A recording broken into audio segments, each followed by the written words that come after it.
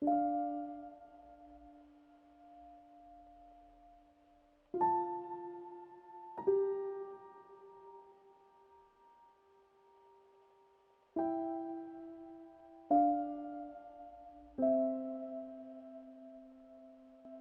were married in 1955 in June, and we had 4 children.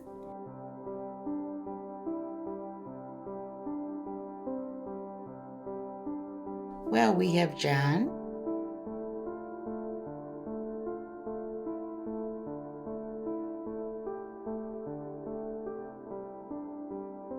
and Charles, Chuck,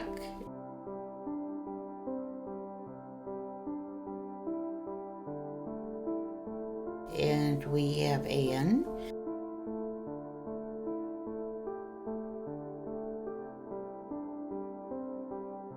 and we have Doug.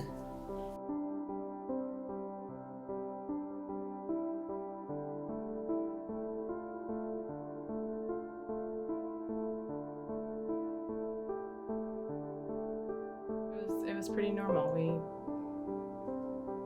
made our own fun and had a lot of the neighborhood kids all the time. Yeah, made an ice rink out of the pond and played hockey and just, yeah, a lot of things, kids don't do now. I mean, they're just, yeah, it was a normal childhood. It was very good. We had a lot of fun. We had the pond, we had the creek, we had a lot of land, there was a lot of places to play. Yeah, it was good.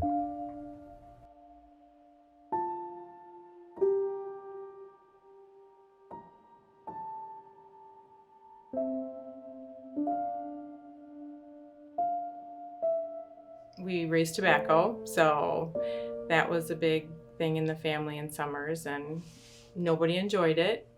So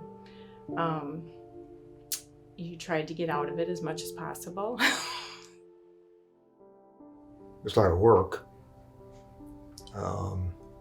Raising tobacco is not a fun thing to do. That's the reason I went to law school.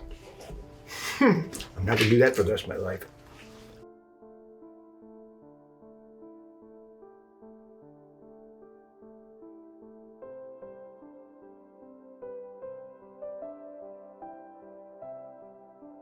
What was your goal with the golf course? Well, that wasn't my goal. That was Chuck's idea. He was the one that wanted to build the golf course. And my dad was not going to let that happen, I don't think, unless I came back to help. And the circumstances kind of fit together. I wanted the kids to know their grandparents, and Yeah. I wanted them to move back to Wisconsin. So basically that gave me a reason to just quit the law practice, which is kind of tough to do because I could not get a license in Wisconsin because I was licensed in Kansas and Oklahoma, but they didn't have any reciprocity with Wisconsin. So I had to take a third bar exam, and I wasn't going to do that. So we kind of took a big risk there. It was June of 1996 when we moved back. So that's kind of when the project started.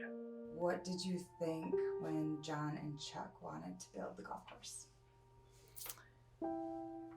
I thought it was a great idea. I love to golf, and having a golf course right next door was just awesome. So we completed the project, probably 2.5 years it took to build the golf course and the clubhouse. And I'll tell you what, things went fine. All those 2.5 years, we didn't have any problems at all, as long as just the boys were working with their friends. And we had a lot of friends helped build that. It's when we got the clubhouse together and we needed to start people working in that clubhouse. And that's when things got complicated. What did you see of the feud? You know, I didn't see anything. Like, it was all hearsay. I mean, pretty much, I never saw any bad words between each other. I never saw anybody do anything to another person. I mean, everything I heard about was from one of them telling me. We really didn't know how bad things were until, you know, it was really bad. I thought Patty and I always got along together. And I thought we got along together. The kids, Walker and Haley, got along with Melissa and Kelly, and they would go to Chuck and Patty's house, and we would let them stay the afternoon or the evening, and we'd all take baths together and have fun, and we would have family outings there. So, I mean, I thought we all got along really well. I think we'd probably still be doing that, but for the golf course. So we got together in Mom and Dad's basement. With your dad. Yep. Spouses were not invited. And the idea was that we would cut cards to figure out who would buy the other one out.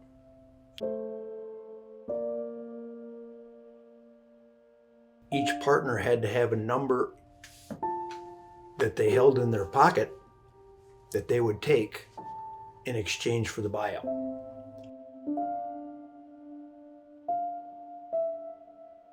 And I know Chuck went first. I don't know what the card was, but I know that mine was higher.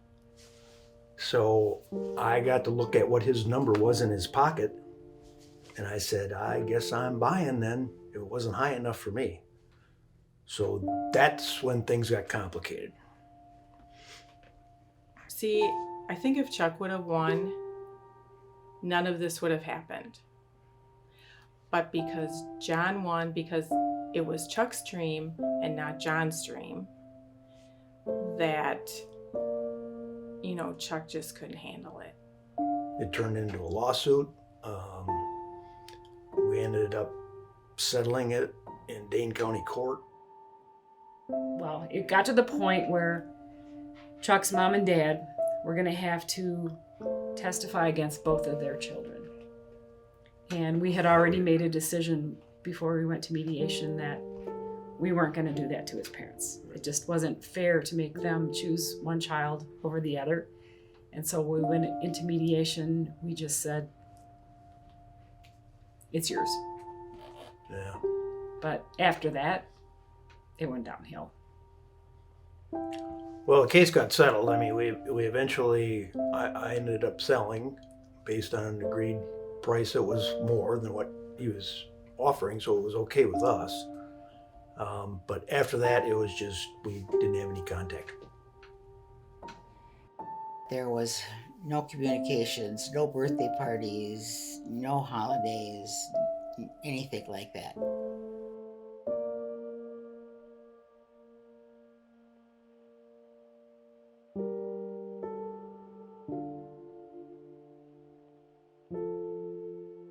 I was just hoping that, you know, things would just work out, and they just got worse. And then it just got to the point where you just didn't know what to do to fix it. Because then Chuck moved away, and you know, they just were gone. But it's still that way. There's my two sons don't speak. The girls don't speak, and the kids don't know each other. I thought we could have made things right when Haley died.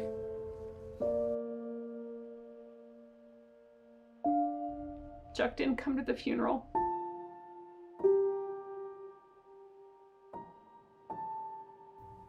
You lose a child, that's kind of a big deal. Haley, they don't know what happened to her. She died, and the cause is unknown. And that will be 2 years ago in October 2 years ago in October. When's the last time you saw Chuck? Well, in my dad's funeral. Yeah.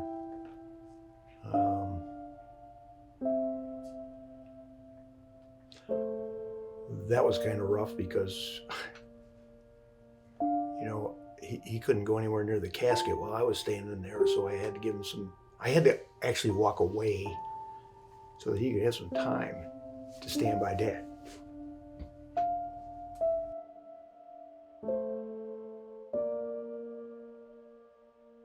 Is there anything else you'd like to add? Well, I wish things were different. Definitely, you know, everybody wants their family together. So,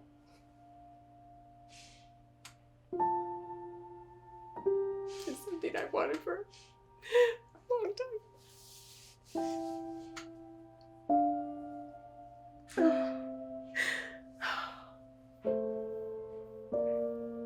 You know, I miss my nieces and my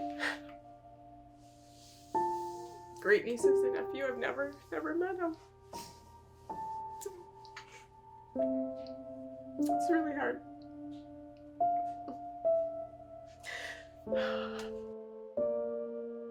It's like missing part of your leg. You know, you don't have all the parts together.